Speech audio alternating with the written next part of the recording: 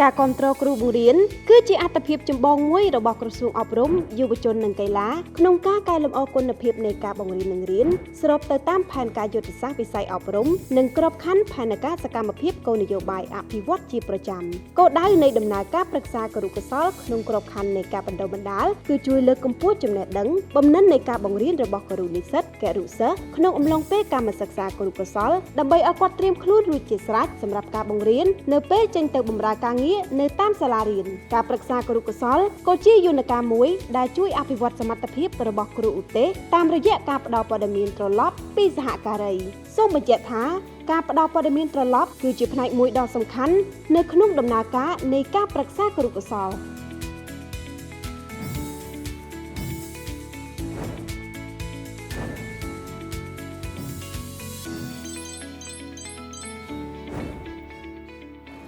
ចាសសូមជម្រាបសួរក៏ដូចជាស្វាគមន៍មកកាន់វីដេអូដែលបង្ហាញអំពីកិច្ចសន្ទនាផ្ដល់ព័ត៌មានត្រឡប់រវាងគ្រូឧទ្ទេសនិងគ្រូនិស្សិតគរុសិស្សវីដេអូនេះបង្កើតឡើងដើម្បីជាជំនួយទៅដល់លោកគ្រូអ្នកគ្រូដែលជាគ្រូឧទ្ទេសនិងគ្រូនិស្សិតគរុសិស្សនៅក្នុងការស្វែងយល់និងជំរុញឲ្យមានភាពប្រសើរឡើងនៅក្នុងការអនុវត្តកិច្ចសន្ទនាផ្ដល់ព័ត៌មានត្រឡប់គ្រូឧទ្ទេសផ្ដល់នូវឱកាសដល់អ្នកទទួលប្រឹក្សាគរុកោសល្យដែលជាគ្រូនិស្សិតគរុសិស្សឲ្យធ្វើការឆ្លុះបញ្ចាំងនៅអ្វីដែលពួកគេបានអនុវត្តនិងចូលរួមផ្ដល់មតិយោបល់ឲ្យបានច្រើនបន្ថែមពីនេះទៀតគ្រូឧទ្ទេសផ្ដល់មតិយោបល់និងការណែនាំបែបស្ថាបនាក្នុងគោលបំណងអភិវឌ្ឍបំណិននិងវិជ្ជាជីវៈដោយប្រើប្រាស់ជំហានទាំង6នៃការផ្ដល់ព័ត៌មានត្រឡប់និងបំណិនជាក់លាក់មួយចំនួនជាទូទៅការផ្ដល់ព័ត៌មានត្រឡប់អាចចំណាយពេលចន្លោះពី10ទៅ20នាទីការផ្ដល់ព័ត៌មានត្រឡប់ត្រូវគោរពនូវគោលការណ៍មួយចំនួនដូចខាងក្រោមគោរពគ្នាទៅវិញទៅមកទាំងពាក្យសម្ដីកាយវិការនិងសកម្មភាពផ្ដល់នូវព័ត៌មានត្រឡប់ដែលជាក់លាក់និងស្មោះត្រង់និយាយអំពីអ្វីដែលបានកើតឡើងនៅក្នុងពេលសង្កេតនិងជៀសវាងនឹងការវិនិច្ឆ័យរក្សាទុកនូវរាល់ការសម្ងាត់ដែលបានពិភាក្សាគ្នាយកចិត្តទុកដាក់នៅក្នុងការរៀនសូត្រជាមួយគ្នាទៅលើការបង្រៀននិងរៀនមុននឹងឈានទៅស្វែងយល់លម្អិតនៃជំហាននីមួយៗយើងទៅស្គាល់ជាមួយនឹងគ្រូឧទ្ទេសនិងគ្រូនិស្សិតគរុសិស្សដែលចូលរួមនៅក្នុងកិច្ចសន្ទនាផ្ដល់ព័ត៌មានត្រឡប់នៅក្នុងវីដេអូនេះខ្ញុំរំពឹងថាកិច្ចសន្ទនាការផ្ដល់ព័ត៌មានត្រឡប់របស់ខ្ញុំនឹងរួមចំណែកធ្វើឲ្យគរុសិស្សអភិវឌ្ឍការបង្រៀនរបស់គាត់កាន់តែមានប្រសិទ្ធភាពខ្ញុំរំពឹងថាកិច្ចសន្ទនាផ្ដល់ព័ត៌មានត្រឡប់នេះនឹងជួយដល់ការបង្រៀនរបស់ខ្ញុំនាថ្ងៃខាងមុខឲ្យកាន់តែល្អប្រសើរដោយធានាបានថាសិស្សទាំងអស់ប្រើប្រាស់សក្តានុពលពេញលេញដើម្បីសម្រេចបាននូវវត្ថុបំណងដែលបានគ្រោងទុកនិងភាពសប្បាយរីករាយនៅក្នុងការបង្រៀននិងរៀន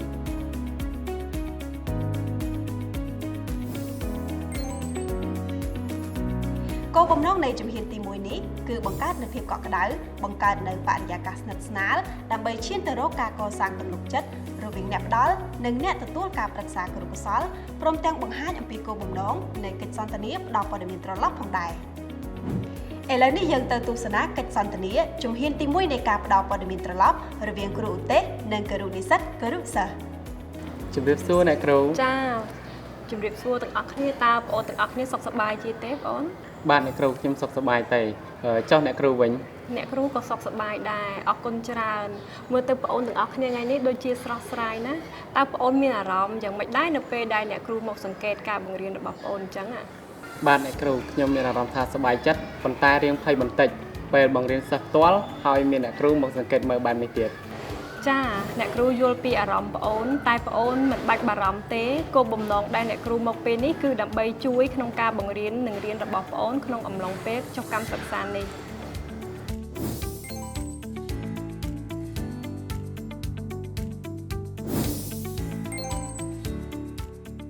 ឥឡូវនេះយើងចូលមកដល់ជំហានទី2ចំណាប់អារម្មណ៍របស់អ្នកទទួលប្រឹក្សាគរុកោសល្យទៅលើលទ្ធផលនៃការបង្រៀននៅក្នុងជំហាននេះគ្រូឧទ្ទេសនឹងឲ្យគ្រូនិស្សិតគរុសិស្សឆ្លុះបញ្ចាំងទៅលើការបង្រៀននិងរៀនរបស់ពួកគាត់ដោយបង្ហាញទាំងអ្វីដែលពួកគាត់ពេញចិត្តនិងអ្វីដែលពួកគាត់ធ្វើមិនបានល្អដូច្នេះតើបងអូនអាចបង្ហាញចំណាប់អារម្មណ៍របស់បងអូនទាក់ទងនឹងការបង្រៀនអំបញ្ញមិញបានដែរឬទេបាទបានអ្នកគ្រូចាល្អណាស់អញ្ចឹងតើការបង្រៀនរបស់បងអូនអំបញ្ញមិញនេះមានចំណុចល្អអ្វីខ្លះទៅបងអូនបាទអ្នកគ្រូចំពោះការបង្រៀនគណិតវិទ្យាការអាននិងការសរសេរលេខ1ជាភាសាខ្មែរខ្ញុំសង្កេតឃើញថាសិស្សមានអន្តរកម្មនៅក្នុងសកម្មភាពដៃគូហើយសិស្សមានភាពក្លាហានមានភាពសប្បាយរីករាយនៅក្នុងការរៀនជាមួយខ្ញុំ មួយវិញទៀតខ្ញុំបានបង្ហាញអំពីរបៀបនៃការសរសេរលេខ1នៅលើក្តារខៀនបានយ៉ាងច្បាស់ទៀតផងអ្នកគ្រូ ចាល្អណាស់ប្អូនអ្នកគ្រូឯកភាពជាមួយនឹងអ្វីដែលប្អូនបានលើកឡើងចុះតើប្អូនអាចបង្ហាញពីចំណុចដែលប្អូនគិតថាប្អូនមិនទាន់ធ្វើបានល្អដែរឬទេប្អូន បាទអ្នកគ្រូត្បិតសិស្សភាគច្រើនបានចូលរួមអន្តរកម្មប៉ុន្តែមានសិស្សខ្លះពួកគាត់លោឡានិងមិនសូវយកចិត្តទុកដាក់ក្នុងការរៀនសូត្រហើយមួយវិញទៀតមានសិស្សមួយចំនួនតូចពួកគាត់សរសេរលេខ1បញ្ច្រាស់ទៀតផង ចាអញ្ចឹងបើអ្នកគ្រូស្ដាប់មិនខុសទេ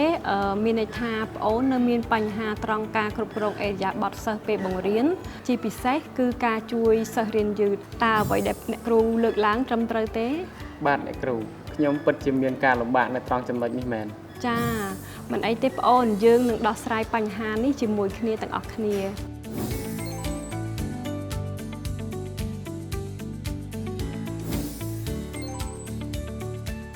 ចូលមកដល់ជំហានទី3នេះគឺជាការផ្ដល់ព័ត៌មានត្រឡប់របស់អ្នកផ្ដល់ប្រឹក្សាគរុកោសល្យដែលផ្អែកទៅលើការសង្កេតនិងបកស្រាយពីអ្វីដែលបានសង្កេតនោះហើយអ្នកផ្ដល់ប្រឹក្សាគរុកោសល្យក៏បីយកចិត្តទុកដាក់ទៅលើមតិកែលម្អដោយចាប់ផ្ដើមពីចំណុចវិជ្ជមានដែលបានច្រើនមុននឹងចូលទៅដល់ចំណុចដែលគួរកែលម្អហើយនឹងបិទបញ្ចប់ទៅវិញជាមួយនឹងចំណុចវិជ្ជមានបន្ថែមទៀត ចាអរគុណប្អូនចំពោះការបង្ហាញនៅចំណាប់អារម្មណ៍របស់ប្អូនតាក់ទងនឹងការបង្រៀននិងរៀនអំបញ្ញមិញដូច្នេះពេលនេះអ្នកគ្រូសូមបង្ហាញនៅអ្វីដែលអ្នកគ្រូបានសង្កេតទៅលើការបង្រៀនរបស់ប្អូនអ្នកគ្រូពិតជាមានការភ្ញាក់ផ្អើលខ្លាំងណាស់នៅពេលដែលឃើញថាប្អូនមានការអភិវឌ្ឍទាំងចំណេះដឹងនិងវិធីសាស្ត្រក្នុងការបង្រៀនមួយវិញទៀតប្អូនបានឆ្លើយតបយ៉ាងសមរម្យទៅកាន់សិស្សដែលមានអិរិយាបថមិនសមរម្យណាបន្ថែមពីនេះប្អូនបានរំលឹកនៅគោលការណ៍ថ្នាក់រៀនចានៅពេលដែលសិស្សមានភាពលោឡាតាក់ទងជាមួយនឹងការបង្រៀនគណិតវិទ្យាប្អូនបានពន្យល់យ៉ាងច្បាស់អំពីជំហាននៃការសរសេរលេខ1នៅលើក្តារខៀនលើសពីនេះប្អូនបានខិតខំប្រឹងធ្វើកិច្ចតែងការក៏ដូចជាផលិតសម្ភារៈបានយ៉ាងសមស្របទន្ទឹមនឹងនេះអ្នកគ្រូយល់ស្របជាមួយប្អូនថានៅពេលដែលប្អូនបង្រៀនគឺមានសិស្សមួយចំនួនលោឡាមិនយកចិត្តទុកដាក់ហើយបើតាមការសង្កេតអ្នកគ្រូពួកគាត់គឺបានចេះមេរៀនរួចហើយមានន័យថាការរៀនលេខ1ជាលេខខ្មែរហ្នឹងគាត់អាចសរសេរលេខ1នេះបានធ្វើឲ្យគាត់បាត់បង់បំរុងប្រយ័ត្នហើយមិនយកចិត្តទុកដាក់នៅលើខ្លឹមសារមេរៀនពេលដែលប្អូនបញ្យល់បន្ថែមពីនេះសិស្សមួយចំនួនមិនទាន់អាចសរសេរលេខ1បានត្រឹមត្រូវតាមជំហាននៅឡើយដោយសិស្សខ្លះសរសេរលេខ1នោះបញ្ច្រាស់ទៀតផងខ្ញុំមានអារម្មណ៍ថាសិស្សដែលរៀនយឺតមិនទាន់បានទទួលការគាំទ្រពីប្អូនពេញលេញនៅឡើយដោយសារប្អូនជាគ្រូយកចិត្តទុកដាក់ទៅលើពេលវេលាជាជាងជួយសិស្សរៀនយឺត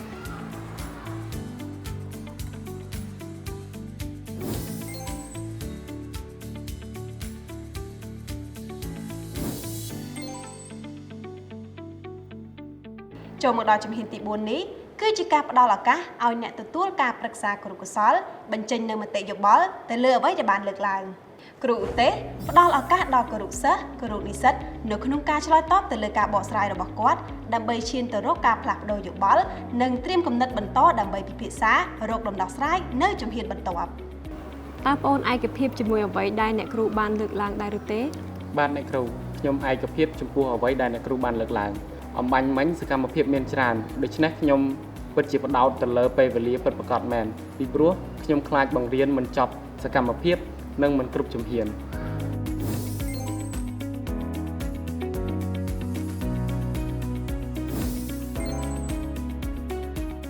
ជំហានទី5ការពិភាក្សាគ្នារកមធ្យោបាយកែលម្អលទ្ធផលសម្រាប់អនុវត្តលើកក្រោយមកដល់ជំហាននេះគ្រូឧទ្ទេសសង្ខេបចំណុចដែលត្រូវកែលម្អដើម្បីពិភាក្សានិងរកដំណោះស្រាយ តាមការលើកឡើងអំបញ្ញមិញនេះអ្នកគ្រូគិតថាបញ្ហាប្រឈមជាអាទិភាពរបស់ប្អូនគឺការបង្ហាញជំហាននៃការសរសេរលេខ1ដើម្បីឲ្យសិស្សសរសេរបានត្រឹមត្រូវទាំងអស់គ្នាមួយវិញទៀតគឺវិធីជួយសិស្សដើម្បីឲ្យពួកគេអាចរៀនតាមល្បឿនឬក៏អាចរៀនតាមតម្រូវការរបស់ពួកគេតើប្អូនយល់ស្របជាមួយអ្នកគ្រូអត់ បាទអ្នកគ្រូអ្វីដែលអ្នកគ្រូលើកឡើងគឺជាបញ្ហាដែលខ្ញុំចង់ដោះស្រាយ តើប្អូនគិតថាប្អូនមានវិធីបែបណាដើម្បីជួយសិស្សរបស់ប្អូនឲ្យគាត់អាចសរសេរលេខ1បានត្រឹមត្រូវទាំងអស់គ្នា បាទអ្នកគ្រូខ្ញុំនឹងដឹកដៃសិស្សឲ្យសរសេរលេខ1 នៅលើក្តារឈ្នួនឬសៀវភៅរបស់ពួកគេមួយវិញទៀតខ្ញុំនឹងស្វែងរកសិស្សរៀនលឿនដើម្បីឲ្យពួកគេនឹងជួយសិស្សរៀនយឺតហើយការធ្វើបែបនេះគឺវាជួយបង្កើនបំណិននៃការសហការរបស់សិស្សទៀតផងហើយម្យ៉ាងទៀតខ្ញុំអាចបង្កើតសញ្ញាកិច្ចការដោយសរសេរលេខ1ហើយឲ្យសិស្សសរសេរបន្តឲ្យបានចំនួន5ទៀត អរគុណណាស់បងអូនវាពិតជាវិធីដ៏ល្អការដឹកដៃឲ្យសិស្សសរសេរគឺជាសកម្មភាពមូលដ្ឋានដែលគ្រូត្រូវធ្វើ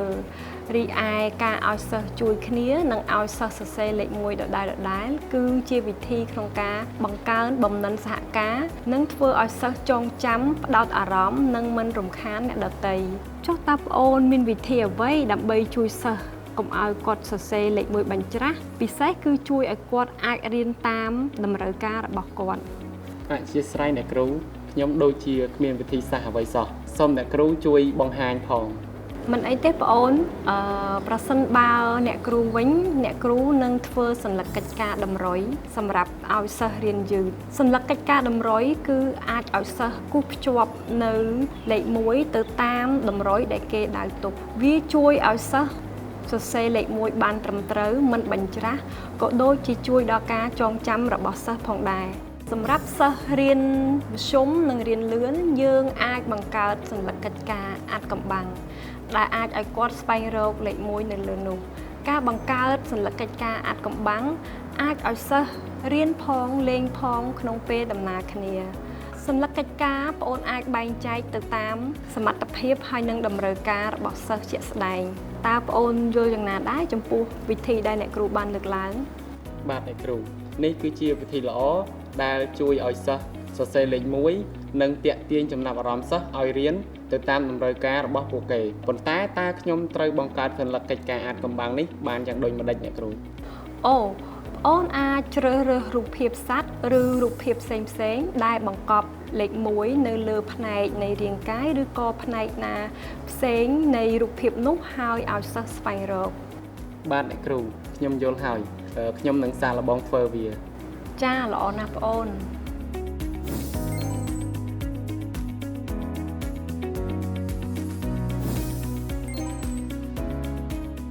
ចូលមកដល់ជំហានទី6ដែលជាជំហានចុងក្រោយបូកសរុបដោយការសួរសំណួរនិងកំណត់ពេលដើម្បីជួបលើក្រោយអ្នកផ្ដល់ប្រឹក្សាគរុកោសល្យឲ្យអ្នកទទួលការប្រឹក្សាគរុកោសល្យសង្ខេបអំពីចំណុចដែលត្រូវអនុវត្តដើម្បីធ្វើការកែលម្អគាត់ផ្ដល់ឱកាសឲ្យអ្នកទទួលការប្រឹក្សាគរុកោសល្យសួរប្រសិនបើគេមានសំណួរបន្ថែមទៀតនិងសួរទៅកាន់អ្នកទទួលការប្រឹក្សាគរុកោសល្យថាតើគេពេញចិត្តជាមួយនឹងការផ្ដល់ព័ត៌មានត្រឡប់នេះឬទេប្រសិនណាបងអូនតើបងអូនអាចសង្ខេបឡើងវិញនៅអ្វីដែលយើងនឹងយកទៅអនុវត្តនៅពេលបន្ទាប់បានទេបងអូនបាទអ្នកគ្រូខ្ញុំនឹងជួយសិស្សដោយដឹកដៃសិស្សឲ្យសរសេរនៅលើក្តារឈ្នួនឲ្យសិស្សជួយគ្នាពិសេសសិស្សរៀនលឿនជួយសិស្សរៀនយឺតមួយវិញទៀតខ្ញុំនឹងបន្ថែមសញ្ញាកិច្ចការឲ្យសិស្សសរសេរលេខ1ឲ្យបានច្រើនប៉ុន្តែកាន់តែប្រសើរជាងនេះខ្ញុំនឹងបង្កើតសញ្ញាកិច្ចការទៅតាមតម្រូវការរបស់ពួកគេចាពិតជាល្អណាស់បងអូនអាចយកវាទៅអនុវត្តបន្តិចម្ដងនោះលទ្ធផលសិក្សារបស់សិស្សបងអូននឹងកាន់តែល្អអ្នកគ្រូសង្ឃឹមថាការបង្រៀនរបស់បងអូននៅពេលក្រោយកាន់តែប្រសើរហើយអ្នកគ្រូពិតជាចង់ឃើញការអនុវត្តរបស់បងអូននៅក្នុងមេរៀនបន្ទាប់តើបងអូនមានសំណួរអ្វីបន្ថែមទៀតទេបាទអ្នកគ្រូមិនមានទេខ្ញុំនឹងយកវិធីនេះទៅអនុវត្តនៅពេលបន្ទាប់ចាអរគុណចំពោះការតាំងចិត្តរបស់ប្អូនអ្នកគ្រូនឹងមកជួបប្អូនម្ដងទៀតនៅវេនបង្រៀនរបស់ប្អូនសប្តាហ៍ក្រោយតាមផែនការដែលក្រុមប្អូនដាក់ជូនបាទអ្នកគ្រូចាអរគុណច្រើនជម្រាបលាទាំងអស់គ្នាជម្រាបលាអ្នកគ្រូចា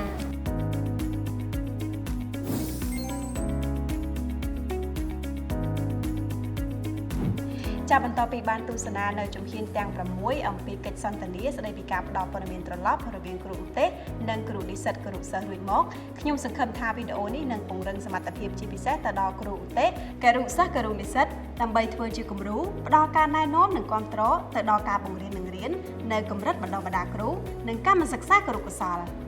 នៅពេលនេះវីដេអូរបស់យើងបានឈានមកដល់ទីបញ្ចប់ហើយសូមអរគុណសម្រាប់ការទស្សនា